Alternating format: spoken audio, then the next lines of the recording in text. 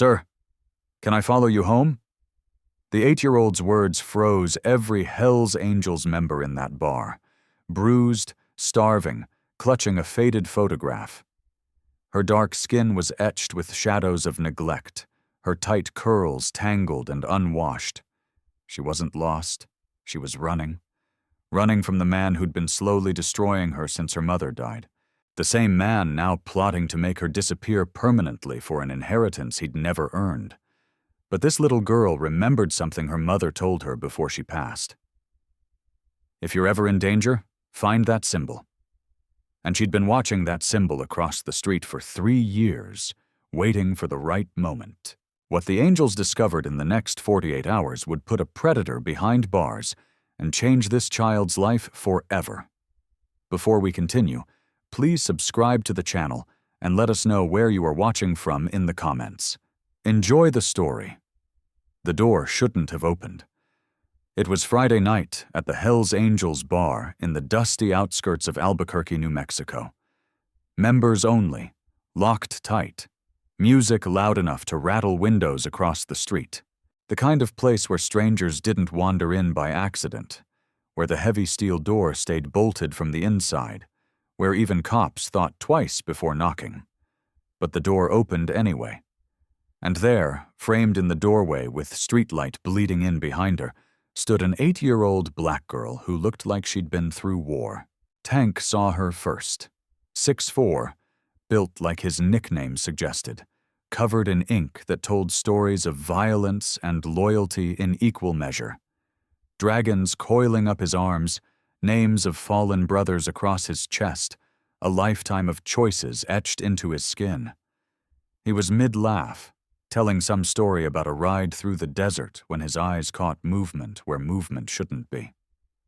The laugh died in his throat. Every conversation in that bar died with it. Leather creaked as men turned. Pool cues stopped mid-strike. Beer bottles paused halfway to lips. This wasn't right.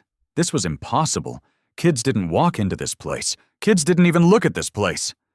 But there she was, tiny, maybe 70 lb, soaking wet, her tight curls matted like no one had touched them in weeks, clothes that hung loose on her frame, faded and stained, the kind of hand-me-downs that spoke of neglect more than poverty. Her face was gaunt, cheekbones too sharp, eyes too large for her skull, her rich brown skin dulled by exhaustion, the look of a child who hadn't eaten enough, hadn't slept enough, hadn't been safe enough for far too long. And the bruises, even in the dim bar light, you could see them. Dark purple marks on her forearms, a yellowing shadow along her jaw. The kind of injuries that made grown men's stomachs turn. She didn't cry. That's what struck Tank hardest. She didn't apologize for interrupting, didn't shrink back from their stares, didn't do any of the things a terrified child should do when confronted with a room full of the most intimidating men in the county.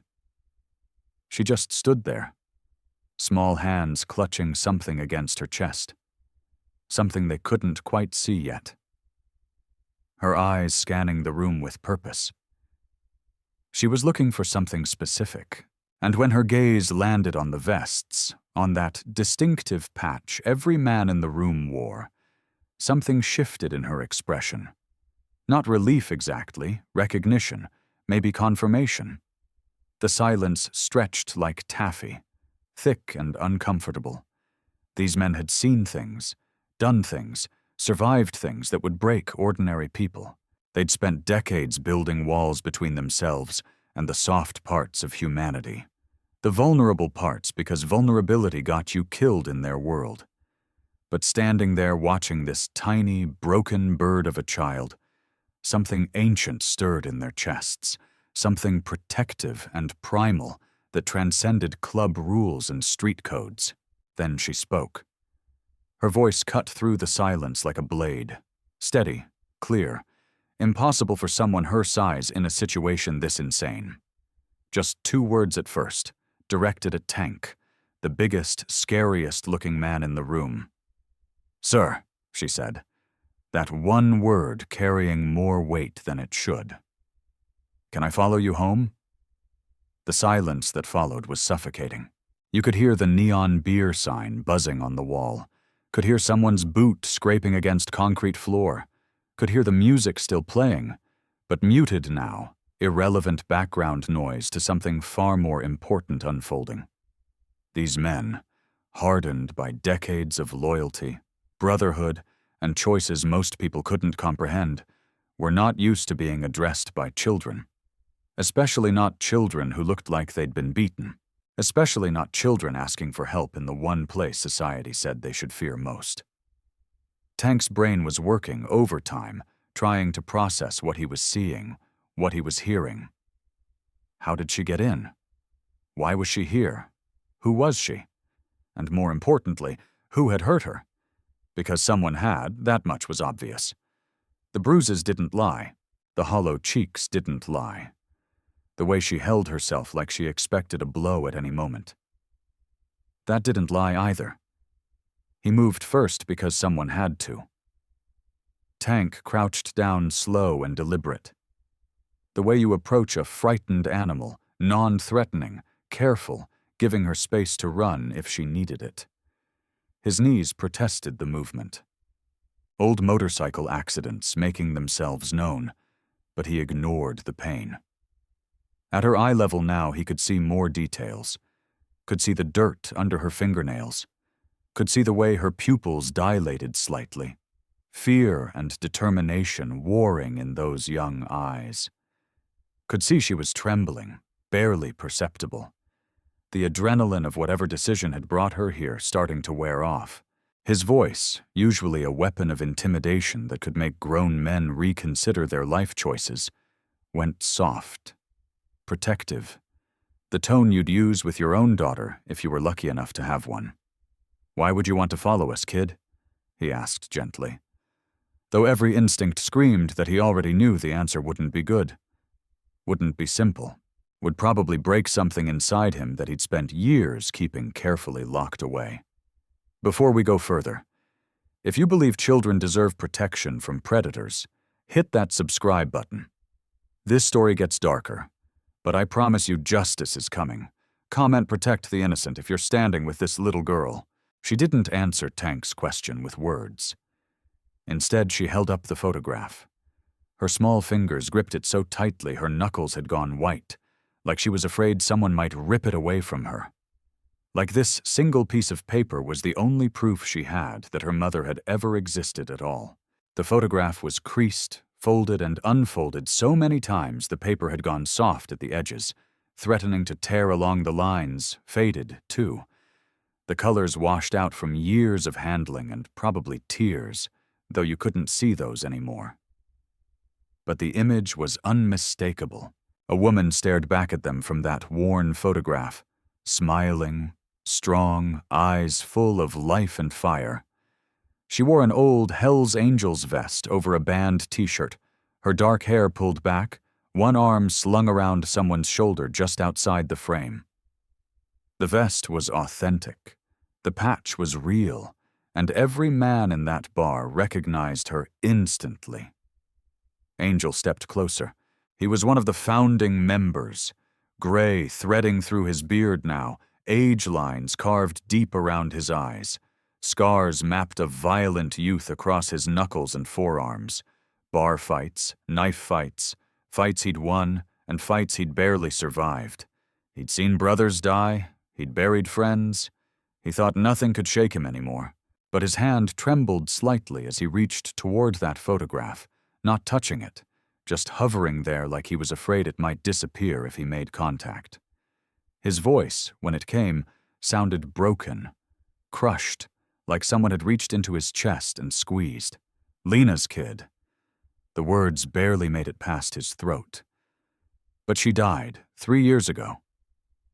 The girl nodded. Just once. A simple confirmation that carried the weight of 1,000 lost days. "I was 5, she said, and her voice carried something no 8-year-old's voice should possess. Weight. Gravity. The kind of certainty that comes from trauma remembered too clearly. from nightmares that weren't dreams, but memories. I remember everything. She paused, and in that pause, you could feel every man in the bar holding his breath, waiting for whatever came next, knowing it would hurt. I remember her funeral, the flowers, the way people kept saying she was in a better place, like that was supposed to make me feel better. I remember the man who married her before she got sick, my stepfather. I remember him crying at the service. Another pause. Longer this time, and when she spoke again, her voice had gone flat, emotionless. The way people sound when they've said something so many times in their head that it's lost its power to hurt them anymore.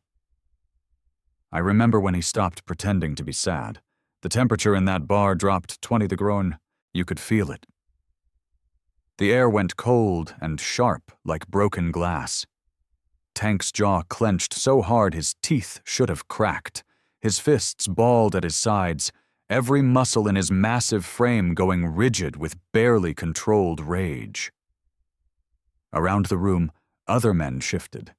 Someone whispered something that sounded like a prayer or a curse. Someone else set down their beer with trembling hands because they understood now. Lena, their sister, their friend, the woman who'd earned her place in their world through loyalty and guts, who'd ridden with them through 3 states, who'd stood shoulder to shoulder with them when things got ugly, who'd proved over and over that family wasn't about blood, but about who showed up when it mattered. Lena had a daughter, and they'd never known. She'd never told them, never brought this little girl around, never asked for help. And now she was dead, and her child was standing in their bar looking like she'd been through hell. And they were just now finding out she existed at all. The questions crashed through Tank's mind like thunder. Why didn't Lena tell them? What happened to this child? Who was this stepfather? And what had he done? But he forced the questions down, forced himself to focus on the terrified little girl in front of him who'd somehow found the courage to walk into the scariest place she probably knew, asking the scariest people she could find for help. His voice stayed soft, gentle, even though every instinct screamed at him to find whoever hurt her and make them pay. "Why'd you come here, sweetheart?" he asked, though something in his gut already knew the answer would break him. Already knew whatever she said next would change everything, would demand action, would require the kind of justice the courts couldn't always deliver. She took a shaky breath, the kind adults take before confessing something they've carried too long, the kind that comes right before the dam breaks and everything spills out in a flood that can't be stopped. Her small shoulders rose and fell. And for the first time since she'd walked through that door, she looked like what she was. A terrified 8-year-old child who'd been holding on by her fingernails for far too long. "Because no one else will tell me the truth," she whispered. And then, even quieter, like she was afraid saying it out loud would make it too real. "And because I need help." And then the dam broke. The story came out in fragments. 8-year-old words trying to explain adult horrors, trying to make sense of things no child should have to understand. Her voice wavered at first, then steadied like she'd rehearsed this moment in her head 1,000 times, preparing for the day she'd finally have the courage to speak. The men listened in absolute silence, and with every sentence, the air in that bar grew heavier, darker, charged with the kind of rage that makes dangerous men even more dangerous. Her mother had left behind money, not lottery winnings or drug money or anything illicit. Honest savings, carefully protected, legally willed to her daughter. Lena had worked 2 jobs for years, pulling double shifts at the diner and weekend cleaning gigs, saving every penny she could squeeze from a life that didn't give much. She'd known her daughter would need it someday. She planned for a future she wouldn't live to see, building a safety net 1 crumpled dollar bill at a time. The account was substantial, enough to pay for college, to give this little girl options to honor all those hours Lena had sacrificed. Only 2 people had access to the full information, knew the account numbers and passwords and legal details. The girl herself, though she was too young to access it yet, and her stepfather, listed as temporary guardian until she came of age. At first, the girl said, her voice going flat now, detached. The way trauma victims learn to speak about their pain, like they're describing something that happened to someone else in a movie they watched once. At first, he acted kind. For the first few weeks after the funeral, he'd made her breakfast. He'd asked about school. He played the part of the grieving husband trying to do right by his stepdaughter. But after Mom died, everything changed. The kindness evaporated like morning fog burned off by a cruel sun. The mask slipped, and underneath was something cold and calculating and utterly devoid of love. The details came like punches, each one landing harder than the last. Starvation. Meals skipped as punishment, food locked away, her watching him eat while her stomach cramped with hunger. Locked rooms, her bedroom door fitted with a deadbolt on the outside, trapping her for hours, sometimes overnight, while he disappeared to do God knows what. Bruises explained away as clumsiness when the rare neighbor asked, when a teacher noticed, when anyone got close enough to see. And those neighbors, they'd been told she was slow, sickly, that it was better not to engage with her because she got confused easily, made up stories, needed special handling. She'd been kept silent, out of sight, a ghost in her own home, invisible to a world that should have noticed, should have cared, should have saved her. But here's what the stepfather didn't know. Here's what he never even suspected. This 8-year-old girl was far smarter than he imagined, far more observant, far more determined to survive. She'd been listening for months. She pressed her ear to doors when he thought she was locked away. She'd memorized phone conversations, storing every word in her mind like evidence in a case she was building against him. She decoded adult phrases, figured out what the euphemisms meant, what the silences between his words were hiding. She knew about the insurance payout, the life insurance policy he'd taken out on her 6 months ago, the one with him as sole beneficiary. She understood what the kid being more trouble than she's worth meant when he said it to whoever was on the other end of those late-night phone calls. She'd heard him tell someone about clearing the way, about handling things this weekend, about how accidents happen to children all the time, and nobody really questions it if you set it up right. Tank's fists clenched so hard his knuckles cracked like gunshots in the silence. The sound made several men flinch. His voice came out like gravel, like broken glass. He was planning to kill you. Not a question, a statement of fact, a recognition of evil that made even these hardened men feel sick. She nodded. And the simple gesture carried the weight of certain death avoided by the thinnest margin. I think he was waiting for the right time, she said quietly. An accident? Something believable? A fall down the stairs, maybe? Or something with the stove? Something that wouldn't make people ask too many questions. She looked up at these terrifying men with their ink and leather and scars. Men who should have frightened her. Men who the world had taught her to fear. But Mom told me something before she died. Right at the end, when it was just me and her in the hospital room, she made me memorize. She made me promise I'd remember. Her small finger lifted, pointing at Tank's vest, at that distinctive patch every man in the room wore like a badge of honor. She said, "If I ever got lost, if I ever couldn't find safe people, if I ever needed help and didn't know where to turn, look for your symbol," she said. "It means loyalty, protection, family." The word family hung in the air like a prayer. She said, "The Hells Angels take care of their own, and that I was one of your own, even if you didn't know it yet." The men around her, hardened by violence, cynical about humanity, trained to trust no one outside their tight circle, felt something they hadn't experienced in decades. Purpose, real purpose.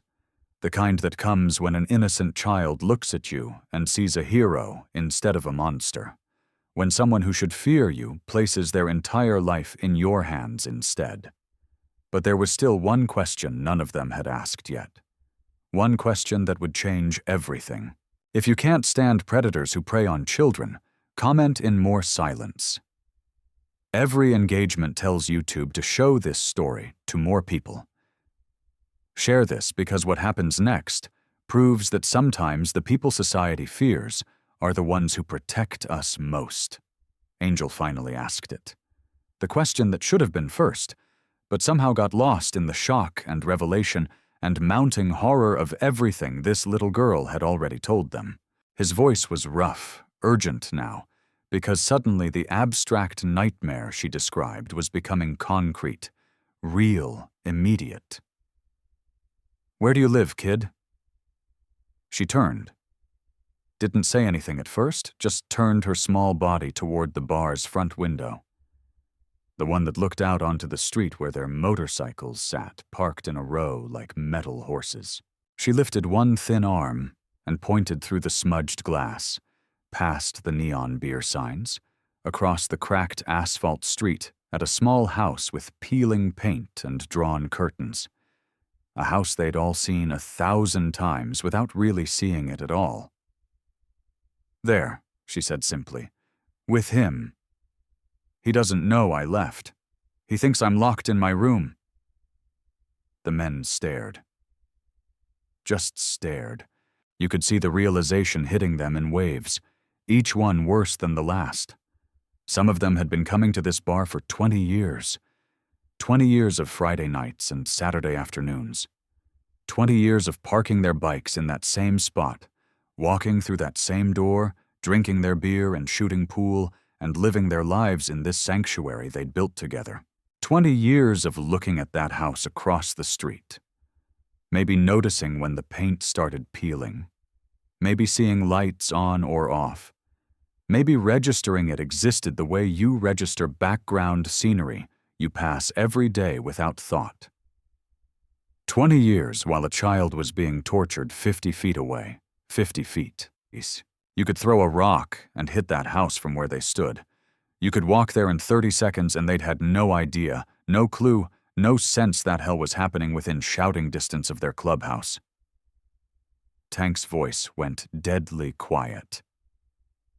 The kind of quiet that's more terrifying than shouting. The kind that means violence is being considered and calculated and barely held in check. "How long has this been happening?" Each word came out precise, controlled, like he was afraid if he let any emotion leak through, he'd lose control entirely. 3 years, she said simply, like she was telling him the time or her favorite color since the funeral. 3 years. The number hung in the air like an accusation. 1,095 days of hell. 195 nights of being locked in her room. 195 mornings of waking up scared. And they'd been right there, right across the street. Close enough to help if only they'd known. Close enough to stop it if only someone had told them. Close enough that Lena's voice echoed in their heads now, asking why they hadn't protected her daughter, why they hadn't noticed, why they'd failed the one person she trusted them to save. But here's what none of them understood yet. The question that should have been obvious but wasn't. Why tonight? Why now? After 3 years of suffering in silence. 3 years of surviving hell alone. 3 years of walking past this bar every day knowing these men were inside. Why had she finally crossed that street tonight? What had changed? What had pushed her past fear and into action? The girl's face went even paler, if that was possible. Her hands started trembling again. The adrenaline that had carried her this far starting to fail. Reality crashing back in. "I heard him on the phone yesterday," she said, and her voice had gone small again, young again, scared in a way it hadn't been before. He was in the kitchen. "I was supposed to be asleep, but I couldn't sleep because I hadn't eaten in 2 days, and my stomach hurt. I snuck out to the top of the stairs to listen. He told someone he was handling it this weekend, that the timing was right, that he'd been patient long enough, and it was time to move forward with the plan. She wrapped her arms around herself, suddenly looking exactly like what she was. A terrified child who'd just run out of time. "That's why I came tonight, because I think he's going to do it soon. Maybe tomorrow, maybe Sunday, but soon. And I didn't know what else to do. I didn't know who else to trust. Mom said you'd help. Mom said you'd protect me. So I waited until he was drunk enough to pass out, and I picked the lock on my door. He doesn't know I learned how, and I ran." The bar exploded into action.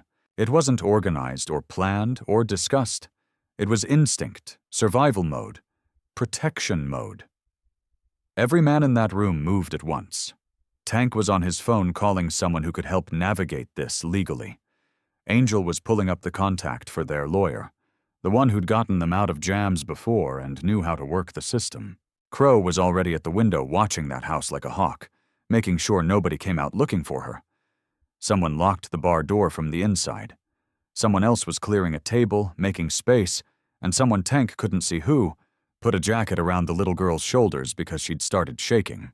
The fear and exhaustion finally catching up to her now that she'd found safety, now that she'd done the impossible and asked for help from the only people her mother had trusted to give it. These men weren't lawyers. They weren't social workers or police officers or anyone with official authority to intervene in situations like this, but they'd spent decades learning how to document, how to protect, how to build cases that held up in court. Because when you live outside society's traditional structures, when you exist in the gray spaces between law and loyalty, you learn fast that protection isn't just about muscle and intimidation. You learn to protect your own with evidence, not just fists. You learn that the system won't take your word for anything, so you'd better have proof. Photographs, witnesses, paper trails that can't be argued away or dismissed. They learned these lessons the hard way, through brothers arrested on thin evidence, through charges that stuck because they hadn't documented their side of the story, through bitter experience that taught them the rules even when you didn't want to play by them. Angel pulled out his phone, his scarred fingers surprisingly steady as he opened the camera app. "We need pictures of those bruises, every single one." His voice had shifted into something methodical, professional, almost. Date stamped, well lit from multiple angles. "We need documentation that'll hold up if this goes to court." Tank grabbed a notebook from behind the bar, the kind they use to track inventory and tabs. Flipping to a clean page. "Write down everything," he told the girl gently. "Dates, times, what he said, what he did, everything you can remember. Don't worry about getting it perfect. Just get it down." Another member, Crow, lean and wiry with eyes that missed nothing, was already dialing, his phone pressed to his ear. Not 911, not yet. They needed someone they trusted in the system first. Someone who'd believe a Hells Angels member calling about child abuse. Someone who wouldn't dismiss this as a biker gang trying to stir up trouble or settle a score. The girl stood in the center of this organized chaos, watching these dangerous men transform into something else entirely. Something focused and protective, and absolutely determined. She let Angel photograph the bruises on her arms, the ones on her legs, the fading yellow marks on her ribs where she lifted her shirt with the unself-conscious trust of a child who'd already decided these men were safe. She answered Tank's questions with startling clarity, reciting dates and incidents with the precision of someone who'd been keeping mental records long before this moment. Around them, other members were making calls, pulling up contacts, activating a network of people who owed them favors or shared their sense of justice, or simply understood that some lines you don't cross. And hurting kids is the brightest line there is. But then the girl did something that stopped them all cold. She reached into her backpack, a tiny thing worn and patched with cartoon characters faded almost beyond recognition, and pulled out a folder. It was one of those plastic expandable folders, the kind kids use for school projects, but this one was carefully maintained, organized with tabs and sections. She held it out to Tank with both hands like she was presenting something precious and fragile and vitally important. Tank took it, exchanged glances with Angel, and opened it carefully. What they found inside made every man in that bar go absolutely silent. Documents. Not just random papers, but carefully collected, organized evidence. Medical records from school nurse visits showing injuries dating back 3 years, each one with notes about how the injury occurred. Each explanation slightly different, patterns that should have raised red flags, but somehow hadn't. Report cards with teacher comments about declining participation and possible home issues. Concern notes that had apparently gone nowhere. Photographs she'd taken with a disposable camera, the kind you can buy at a drugstore for a few dollars. Dated in careful handwriting, showing her bedroom door with its outside locks, showing empty cupboards, showing bruises on her own arms, held up next to a calendar to prove when they appeared. And at the bottom, sealed in a plastic page protector like it was the most valuable thing in the world. A letter. The handwriting was unmistakably feminine, flowing, and strong despite the shakiness that comes with illness. Lena's handwriting. Angel recognized it immediately. He'd seen it on birthday cards, on notes left on windshields, on the backs of photographs from rides they'd taken together years ago. This letter was dated just weeks before her death, written when she must have known she was running out of time, and it named them. Named these men by name, by nickname, by reputation. Tank, Angel, Crow, half a dozen others. It explained who they were, what they meant to her, why she trusted them, and it explicitly stated that if anything happened to her, if her daughter was ever in danger, these were the only people she wanted protecting her child. Not family, not the stepfather. These men. The Hell's Angels. Angel's voice came out thick with emotion he wasn't used to showing. You've been collecting evidence. It wasn't quite a question, more like an expression of awe. For how long? 2 years, she replied simply. Like it was the most natural thing in the world for a 6-year-old to start building a legal case against her guardian. Since I was 6, Mom taught me to document everything before she died. She said, "If you want justice, you need proof." She said, "Nobody believes words alone, especially from kids, but they have to believe evidence." Lena had raised a warrior, a tiny 8-year-old warrior who'd spent 2 years preparing for this moment, collecting proof, building a case, surviving hell, while simultaneously documenting it for the day she'd finally have the courage to run. And that warrior had been preparing for this moment with the patience and strategic thinking of someone 3 times her age. If you believe this child is a hero, smash that like button. If you think predators should face justice, comment, "Lena raised a fighter." This little girl did in 2 years what many adults never accomplish. She built her own case. Crow's contact came through. Detective Elena Vasquez, a woman who'd worked with them before on a case involving witness intimidation, who knew the angels weren't angels, but weren't liars either, who'd learned years ago that sometimes the people society dismissed as criminals had better intelligence networks and stronger moral codes than anyone gave them credit for. She listened to Crow's explanation without interruption, asked 3 pointed questions, and said she'd be there in 20 minutes. True to her word, 20 minutes later, 2 unmarked cars pulled up outside the bar. No sirens, no lights, nothing to draw attention from the house across the street. Not patrol officers who might spook the stepfather or follow rigid protocol without understanding the nuance of what they were walking into. These were detectives trained specifically in child abuse cases, people who'd seen the worst humanity had to offer and learned how to build cases that actually stuck, that actually put predators away instead of letting them slip through legal loopholes. Detective Vasquez came through the door with her partner, an older man named Hale, who had kind eyes and the weathered face of someone who'd spent too many years looking at things nobody should have to see. The tension in the bar was palpable. Hope mixed with fear, determination laced with the understanding that everything depended on the next few hours.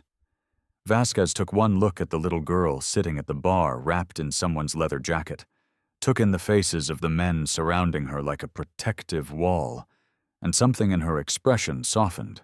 She'd been doing this job long enough to recognize when something was real versus when it was theater. They photographed the bruises with professional-grade equipment, multiple angles, proper lighting, date, and timestamps that would hold up in any courtroom. They documented her testimony on video, age-appropriate questions asked by a specialist Vasquez had called in, a woman trained in interviewing traumatized children who knew how to extract truth without leading, how to let the child speak in her own words without planting suggestions or creating false memories. The girl answered every question with that same unsettling clarity, that same weight in her voice that made everyone listening want to simultaneously hug her and find the person who'd done this to her. They examined the folder she'd assembled, passing documents between them with increasingly grim expressions, the meticulous organization and careful documentation impressive even to professionals who'd spent careers building cases. And they read Lena's letter. Read it twice. Actually, Vasquez's eyes moving over the words slowly, absorbing not just the content, but the desperation and love and calculated planning behind it. But then Vasquez set down the letter and looked at the assembled group with an expression that made Tank's stomach drop. "Everything she has is strong," Vasquez said carefully. "Damning even. The medical records show a pattern. The photographs are dated and detailed. The testimony is consistent and credible." Lena's letter establishes intent and planning.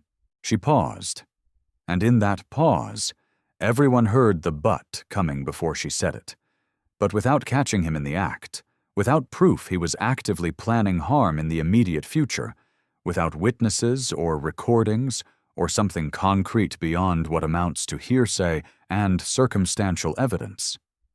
The stepfather might walk, or worse, he might get supervised visits, might maintain legal guardianship with court-ordered anger management or parenting classes.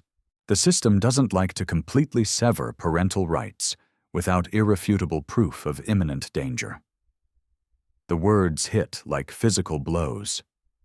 After everything this child had done, after 2 years of collecting evidence, after finally finding the courage to run, there was still a chance the system would send her back or partially back or keep him in her life in some capacity. While lawyers argued over semantics and timelines and the definition of imminent danger, that's when Tank made a decision that could have sent him back to prison. He'd done time before, 3 years in his 20s for assault, another 18 months for something he still wouldn't talk about. He knew what prison felt like, knew what it cost, and he made the calculation in about 5 seconds that this was worth it. "I'm going over there," he said, his voice carrying the finality of a decision already made. "No," Detective Vasquez warned, her professional mask slipping to show genuine concern. "You'll compromise everything.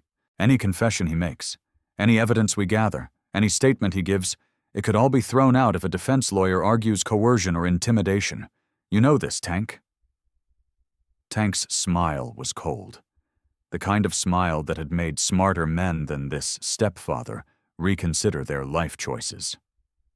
"I'm not going to touch him," he said quietly. "I'm just going to knock on his door like a concerned neighbor, going to ask if he's seen a little girl, and I'm going to see what he says when he realizes she's gone." He looked at Vasquez directly. Might be he says something stupid. Might be he incriminates himself without any coercion at all. Or might be he's smart enough to lawyer up immediately. Either way, you'll know what kind of man you're dealing with. The detective should have said no. Should have followed protocol, maintained the chain of evidence, kept civilians out of active investigations. She'd been trained for 20 years to do everything by the book, because that's how cases survive appeals and convictions stick. Instead, She looked at this massive biker with his ink and scars and dangerous reputation, looked at the little girl who trusted these men with her life, and thought about all the cases she'd worked where following every rule had let predators walk free on technicalities. Detective Hale was already pulling a body camera from his equipment bag. "Body camera," Vasquez said firmly. "Audio recording. And if he so much as breathes wrong, if he gives you any excuse to escalate, you back off immediately." Understood. Tank nodded once. 10 minutes later, after getting wired up, after receiving very specific instructions about what he could and couldn't say, after being reminded approximately 15 times that any physical contact would destroy everything they'd built, Tank stood on that porch across the street. The house looked harmless from the outside, just another working-class home with peeling paint and a yard that needed mowing. He raised his fist and knocked on the door of a man who'd spent 3 years torturing a child. And when that door opened, when Tank saw the face of the person who'd made Lena's daughter into a ghost, everything fell into place. The stepfather opened the door wearing a smile. The kind fake people perfect over years of practice. The kind that doesn't reach the eyes, that sits on the face like a mask you can put on and take off depending on who's watching. "Can I help you?" His voice was friendly, neighborly, even the tone of someone who had nothing to hide and everything to gain from appearing cooperative. Then he saw Tank's vest, saw the patch, saw 6'4" of muscle and ink, and barely contained menace standing on his porch. And that smile cracked just slightly at the edges. A hairline fracture in the facade that told anyone paying attention this man was recalculating, reassessing, trying to figure out what this threat was and how to neutralize it. Tank kept his own expression neutral, almost bored, like he was asking directions or looking for a lost dog. "Looking for a little girl," he said calmly, each word measured and deliberate. "About 8 years old, answers to Lena's daughter, seen her around." He watched the stepfather's face carefully, the way you watch an opponent in a fight, looking for tells, for the micro-expressions that reveal what someone's really thinking beneath whatever words they're selling. The stepfather's face did something interesting. Not concern. That would have been the normal reaction. The human reaction when someone shows up asking about a missing child. Not confusion either. Not the bewilderment of someone who doesn't understand why a stranger would be asking about their kid. No. What flashed across his features was calculation. Pure, cold calculation. You could see his mind working. See him running through scenarios and responses. See him trying to figure out how much this biker knew and what the right play was. "She's sick," he said quickly. Too quickly. The words came out rushed. Defensive without the natural pause of someone who actually had to think about where their child was. "Sleeping. Can't be disturbed. She's had a rough week and needs her rest." He moved to close the door slightly, a subtle territorial gesture, establishing boundaries, asserting control over his domain. Tank didn't budge. He leaned against the doorframe instead, casual, relaxed.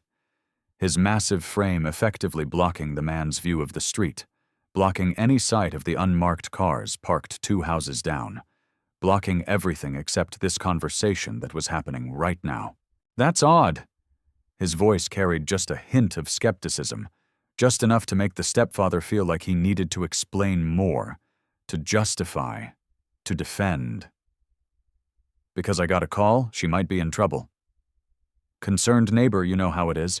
People talk, people worry. Just wanted to check in, make sure everything's all right." And here's where predators always fail. They can't help themselves. They can't just say, "Thank you for checking," and close the door. They can't let perceived accusations stand unchallenged. They have to defend, have to explain, have to make you understand that they're the victim here, that they're the ones being unfairly judged. "She's fine," he snapped, irritation bleeding through the friendly neighbor act like ink through wet paper. "She's always making up stories.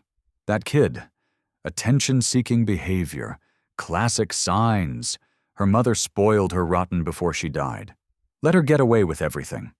And I've been trying to straighten her out, but it's been difficult. You try raising someone else's kid, see how easy it is. Tank let the words hang there for a moment. Let the stepfather hear his own defensiveness, his own unprompted explanations. So, you do discipline her? The question came out mild, curious, like Tank was genuinely interested in parenting techniques. The stepfather blinked. You could see the realization hit him that he'd said too much, revealed too much, walked into something he hadn't seen coming. I mean, normal stuff. Timeouts, sending her to her room. You know how kids are. He tried to recover, tried to make it sound routine and reasonable and completely normal. I don't actually, Tank said, his voice still conversational, but with an edge now, something sharp underneath the casual tone. Tell me how kids are when they need straightening out. The body camera mounted on Tank's chest caught everything. Every defensive statement, every unprompted explanation about bruises that Tank hadn't even mentioned yet.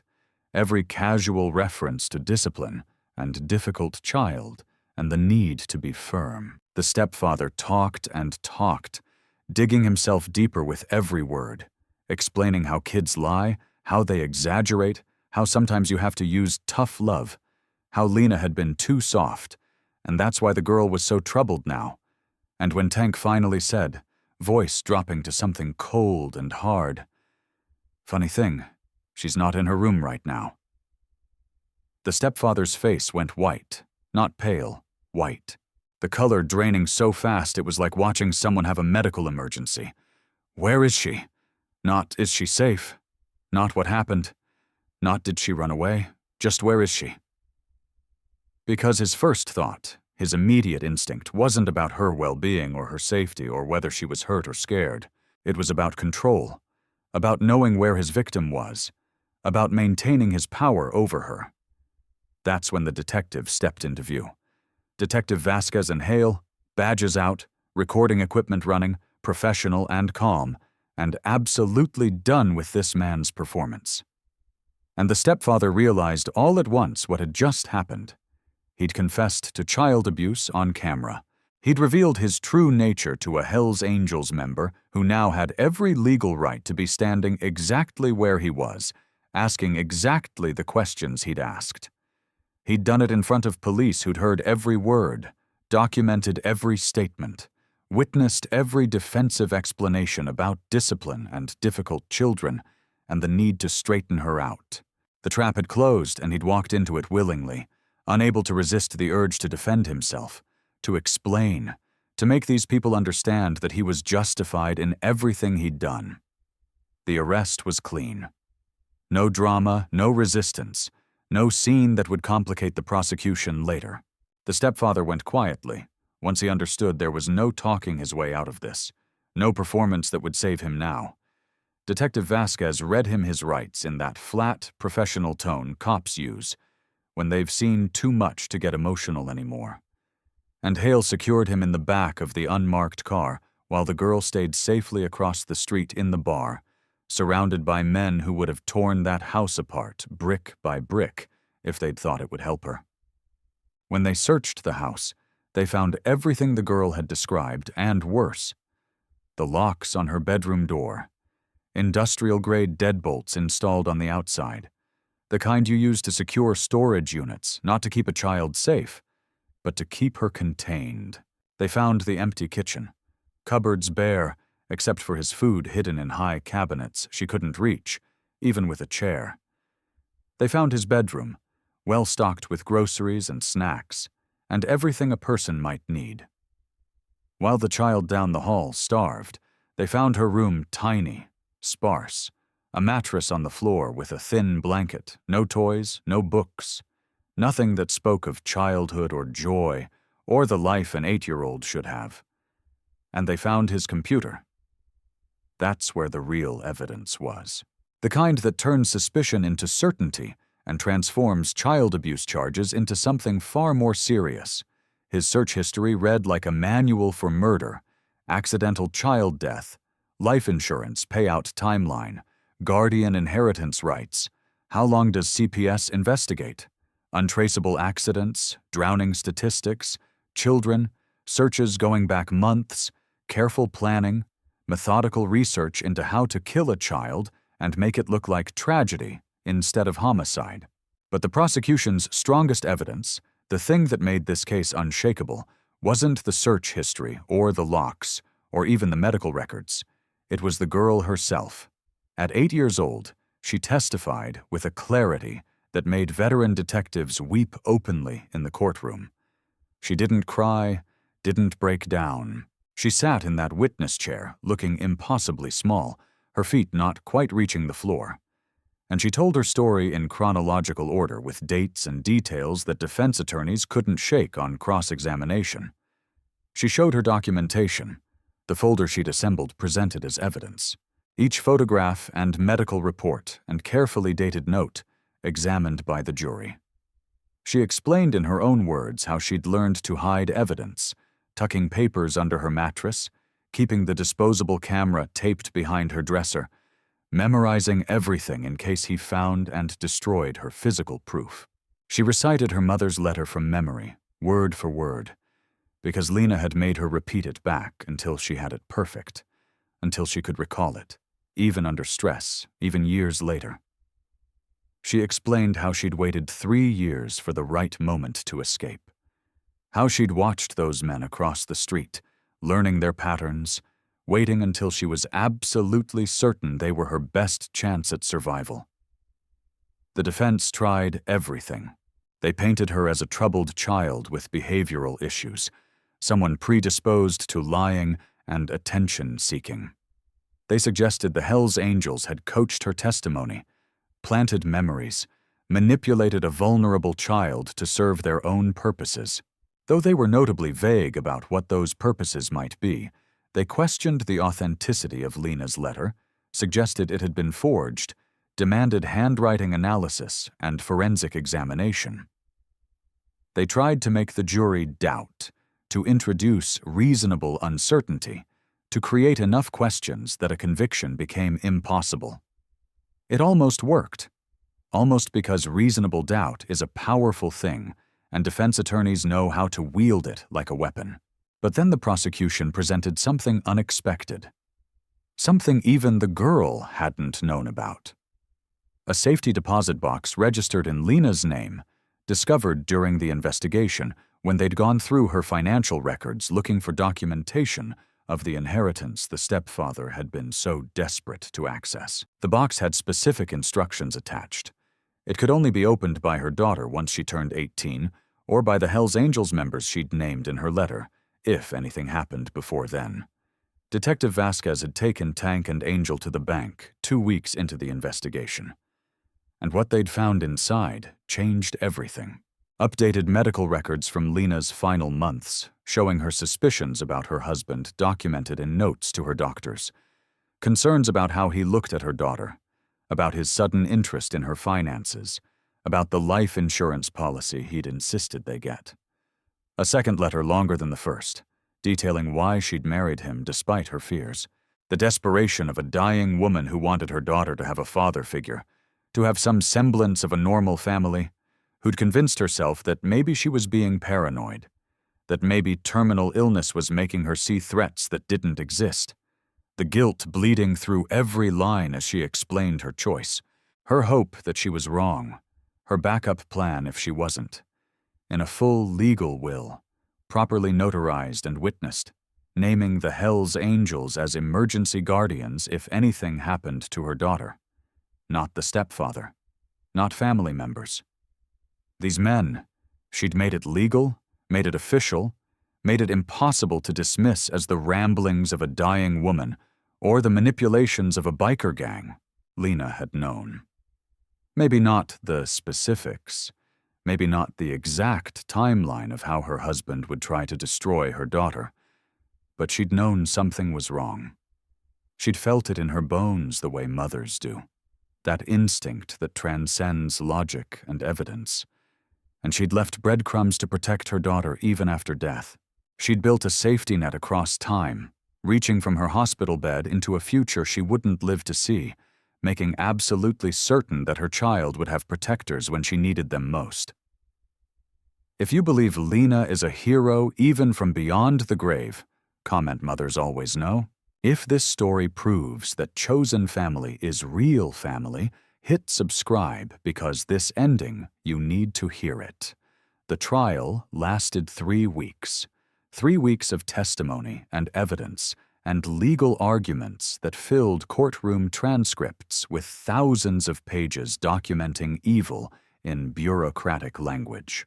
3 weeks of the girl sitting in witness rooms with victim advocates, drawing pictures and doing homework while lawyers debated the admissibility of her evidence and the credibility of her testimony. 3 weeks of the stepfather sitting at the defense table trying to look sympathetic, trying to perform the role of wrongly accused father figure, his attorneys spinning narratives about troubled children and misunderstandings and circumstances taken out of context. But the verdict, when it finally came, took 30 minutes. The jury deliberated through lunch, came back before dinner, and the forewoman stood to deliver a decision that surprised absolutely no one who'd been paying attention. Guilty on all counts: child endangerment, abuse, attempted murder, because those search histories proved intent, proved planning, proved that this wasn't neglect or poor parenting or mistakes made under stress, but deliberate, calculated, premeditated harm. The judge was a woman named Olivia Grant, who'd been on the family court bench for 23 years and had seen every kind of case imaginable. She'd seen parents who genuinely loved their children but made catastrophic mistakes. She'd seen poverty masquerading as neglect.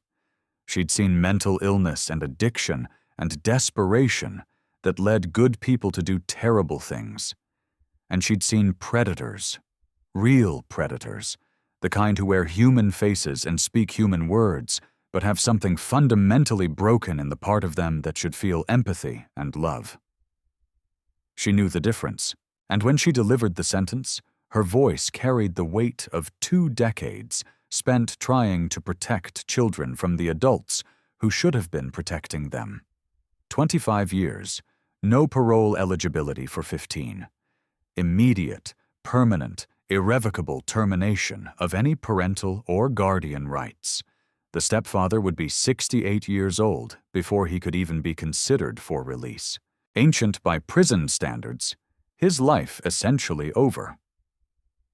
And when he got out, if he survived that long in a system where inmates have their own brutal justice for people who hurt children, he would have no legal connection to the girl whatsoever.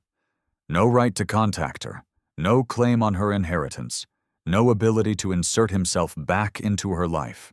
He was erased legally and permanently, as thoroughly as the system could erase someone without capital punishment. But that wasn't the end of the story. That wasn't the resolution that mattered most. Because sitting in that courtroom, filling an entire row like a wall of leather and denim and defiance, were men in Hell's Angels vests.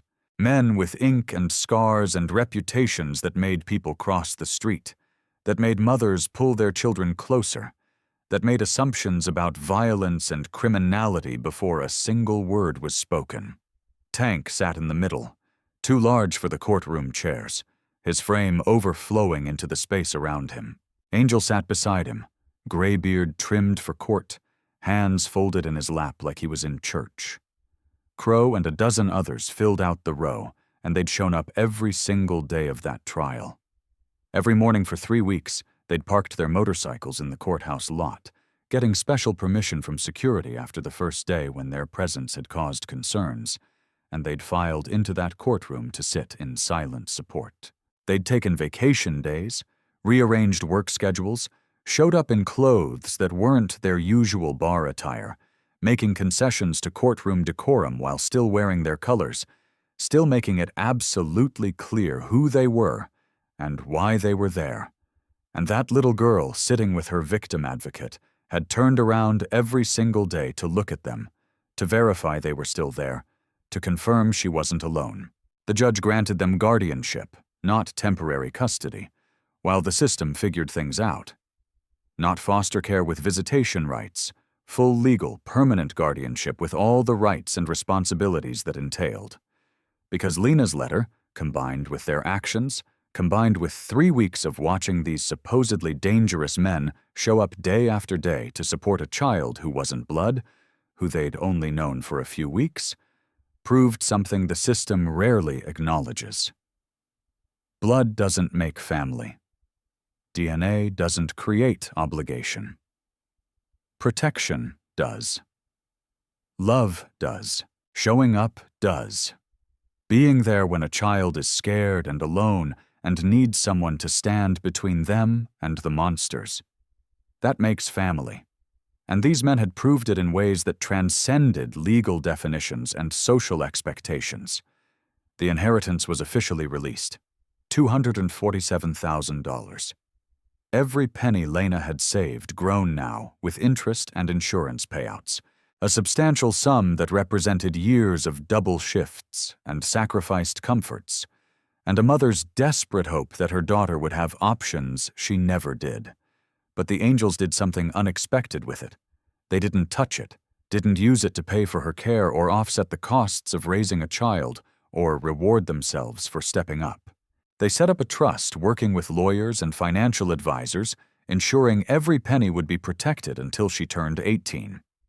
Managed by professionals, growing through careful investments, monitored by oversight committees, made absolutely bulletproof against anyone who might try to access it improperly.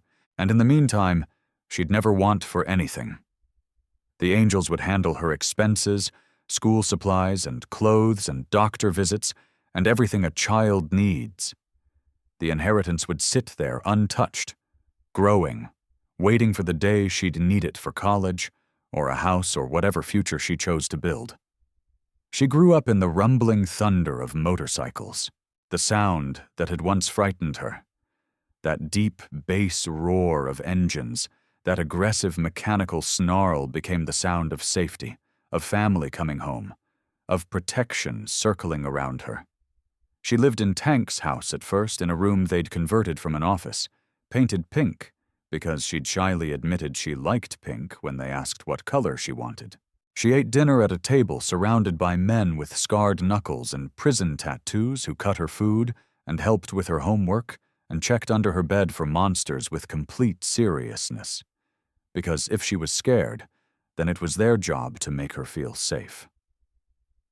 She learned to ride on the back of Tank's bike, tiny arms wrapped around his massive frame, helmet carefully fitted, going slow around the neighborhood until she learned to lean into turns. She grew up surrounded by men society feared, but her mother had trusted with her life.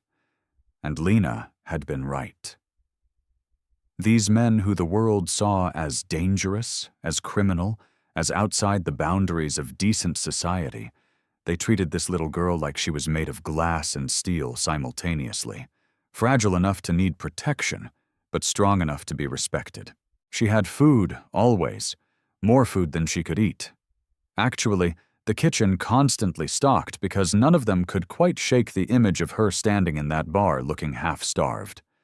She had safety, real safety, the kind that lets you sleep through the night without listening for footsteps in the hall. She had answers to questions about her mother, stories she'd never heard, photographs she'd never seen, a history that was hers by right. And she had a family, not the family genetics had given her, but the family her mother had chosen, the family that had chosen her back. And every night, Tank tucked her in with the same words. Every single night for years, the ritual never varying, the words becoming a promise, renewed daily. "You're one of us now," he'd say, sitting on the edge of her bed. This enormous man making himself smaller so he wouldn't loom over her in the darkness. Lena would be proud. And she believed it in a way she'd never believed anything the stepfather had told her. Believed it with the certainty of a child who'd learned the hard way how to tell truth from lies, for the first time since she was 5 years old, since the day they'd lowered her mother into the ground, and she'd gone home with a man who'd smiled at the funeral and stopped smiling the moment they were alone. She wasn't scared anymore. This is what real family looks like.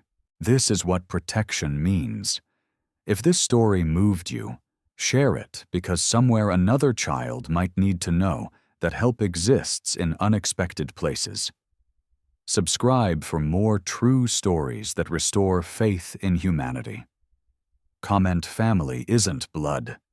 If you believe chosen family is just as real, and if you've ever been that child who needed protection, if you've ever been scared and alone and desperate for someone to see you, to help you, to stand between you and the things that hurt you, I hope you found your angels.